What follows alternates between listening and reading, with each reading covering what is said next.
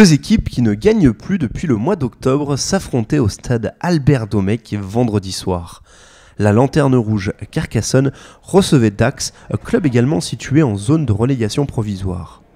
L'entame de match est plutôt cadenassée. Dans le premier quart d'heure, un duel de buteurs s'instaure. L'arrière d'Aqua Nicolas Cachet réplique au Carcassonnais Antoine Lescalmel à 2 reprises. 3 partout, puis 6-6 après cette pénalité landaise obtenue après un pilonnage en règle et une faute des Audois en défense. La patte de Nicolas Cachet qui permet donc de revenir à 6-6. Le match s'enflamme après le quart d'heure de jeu. Dax relance depuis ses 22 mètres avec l'ailier Julien de Chavannes lancé. Il navigue pour attendre le soutien qui arrive en la personne du Fidjien Sakyusa Buraitaki Yassa. Le 3/4 centre Melekan se fait reprendre seulement à quelques mètres de l'embut, mais réussit à libérer rapidement son ballon. Pour sa deuxième titularisation, l'ailier Alexandre Pilati prend le trou de souris et marque en force.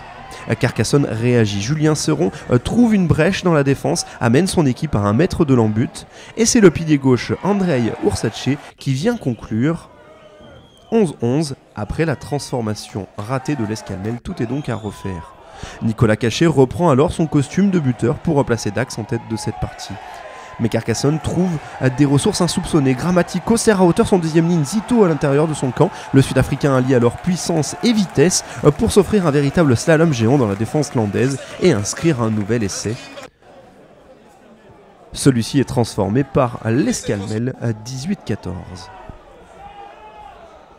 Action-réaction, c'est le scénario immuable de cette première période. Alors Dax repart à l'attaque, séquence au ras des avants-landais, et en force, le deuxième ligne Joe Tunio vient marquer près des poteaux. À la pause, Dax mène ainsi 21-18 sur la pelouse de Carcassonne. Et les Dacois capitalisent au retour des vestiaires avec une nouvelle pénalité de Nicolas Cachet, 18-24.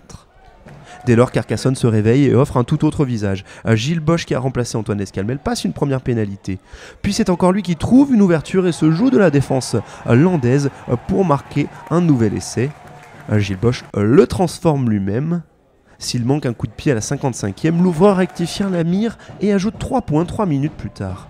Dax est sonné, Carcassonne survolté. McMahon, l'arrière, marque un 4e essai, puis le centre Marou vient parmi ses avants pour inscrire le 5e essai, synonyme de bonus offensif à la dernière minute. Carcassonne vient de passer un 25-0 à Dax et s'impose finalement 43-24 devant les Landais.